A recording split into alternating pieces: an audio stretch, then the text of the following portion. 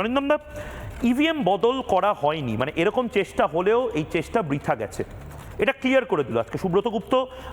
পুরোটা রাত 9টায় শুনতে পাবে, কিন্তু এখন যেটুকু অংশ আমরা ইম্পর্টেন্ট সেইটুকু অংশ দেখাচ্ছি। ইভিএম বদল হয়নি, তাহলে পুরোটা আবার একটা গুজব ছড়ানো, প্যানিক ছড়ানোর জন্য হয়েছিল তৃণমূল কংগ্রেসের পক্ষ থেকে।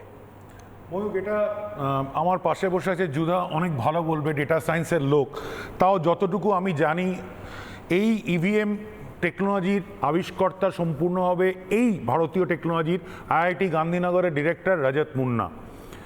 রাহুল গান্ধী এইসব কথাবার্তাগুলো বলতেন, শিশুসুলভ কথাবার্তা, ট্যাম্পারিং হয়েছে, এই হয়েছে। পরিষ্কার করে বলে দিচ্ছি, হোয়াটসঅ্যাপ করো তো, হোয়াটসঅ্যাপের মতো ইভিএমটা হচ্ছে এনক্রিপ্টেড। ওখানে দুটো ইউনিট থাকে, ব্যালট ইউনিট, কন্ট্রোল ইউনিট।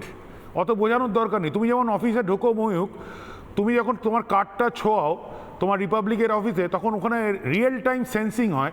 ধরো তুমি দুপুর 12:40 ঢুকলে, 12:40 13 সেকেন্ডে, এটা কিন্তু রেকর্ড হয়ে রইল। ঠিক ইভিএম যখন বুথ থেকে বেরোয়, তখন 3 ধরে পোলিং এজেন্ট এবং বিএলও বা আমাদের রিটার্নিং অফিসার সই করেন এবং একটা ডিজিটাল সিগনেচার হয়। স্যার খুব ভালো করে বলছিলেন, ওটাই ডিটেলিং। ওইটা হয়তো ঠিক 6:10 12 সেকেন্ডে।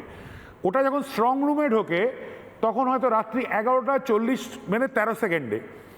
মনে রাখবে, কোনো ইভিএম এই এনক্রিপশন, তুমি যদি আমায় কোনো হোয়াটসঅ্যাপ পাঠাও, তুমি আর আমি ছাড়া হোয়াটসঅ্যাপের কোম্পানিও জানবে না।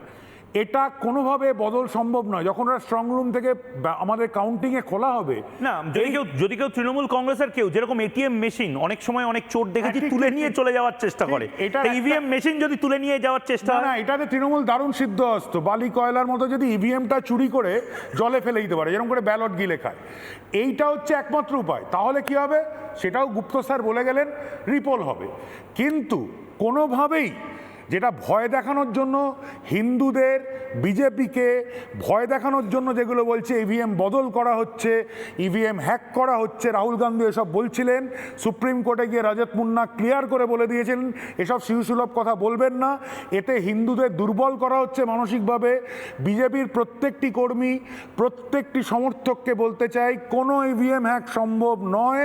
এই প্রযুক্তি ভারতবর্ষের দুটো কোম্পানি তৈরি করেছে, তার নাম হচ্ছে ভারত ইলেকট্রনিক্স লিমিটেড ব্যাঙ্গালোরের এবং হায়দ্রাবাদ ইলেকট্রনিক্স কর্পোরেশন। এই দুটোর জায়গায় সম্পূর্ণ দেশীয় আত্মনির্ভর প্রযুক্তিতে তৈরি হয়। এবং আমার পাশে যুধা আরও ভালো করে বলবে, আমরা শুধু মাইক্রোচিপটা বানাতে পারি না বলে ওটা আমরা বাইরে থেকে আনাই, এছাড়া পুরোটা আমাদের এমবেডেড সংস্কৃতির বিজ্ঞানী, এবং সেখানে কোনো হ্যাকিং সম্ভব নয়। নিশ্চিন্তে ভোট দিতে বেরোন। এই মুহূর্তে প্রথম ফেজের ভোটে সরকার হেরে ভূত হয়ে বসে আছে। আপনাদের যাতে ভয় দেখানো যায়, ভয় পাওয়ানো যায় কাউন্টিং এজেন্টদের, দ্বিতীয় ফেজের পোলিং এজেন্টদের, সমর্থকদের, ভোটারদের, এই কায়দা বলছে খেলা হবে, খেলা হয়ে গেছে। স্ট্রং রুমে খেলা সম্ভব নয়, ইভিএমে খেলা সম্ভব নয়। কোনোভাবেই ইভিএম হ্যাক করা যায় না, ইভিএম বদল করা যায় না। 95% ভোট হয়েছে। দক্ষিণবঙ্গের হিন্দু ভোটাররা, বিজেপির ভোটাররা, বিরোধী ভোটাররা 98% বেরিয়ে আসুন।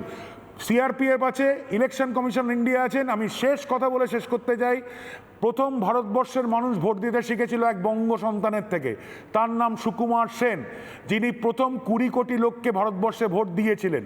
তারপরে যদি দ্বিতীয় কোনো ইলেকশন কমিশনের নাম পশ্চিমবঙ্গে শোনা যায়, টিএন শেষন আমাদের বাঙালি নয়, ভারতীয়।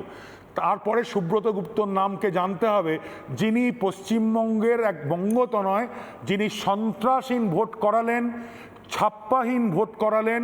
60 বছর বাদে 1967 পরে কোনো ভোট হয়নি যেখানে লাশ পড়েনি, গুলি চলেনি, বোম চলেনি, সন্ত্রাস হয়নি, ছাপ্পা হয়নি, লুট হয়নি।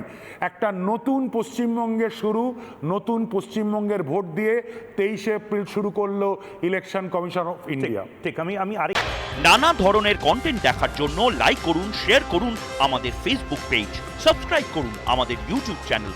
পাশাপাশি অন্যান্য ব্রেকিং নিউজের জন্য অবশ্যই চোখ রাখুন রিপাবলিক বাংলায়।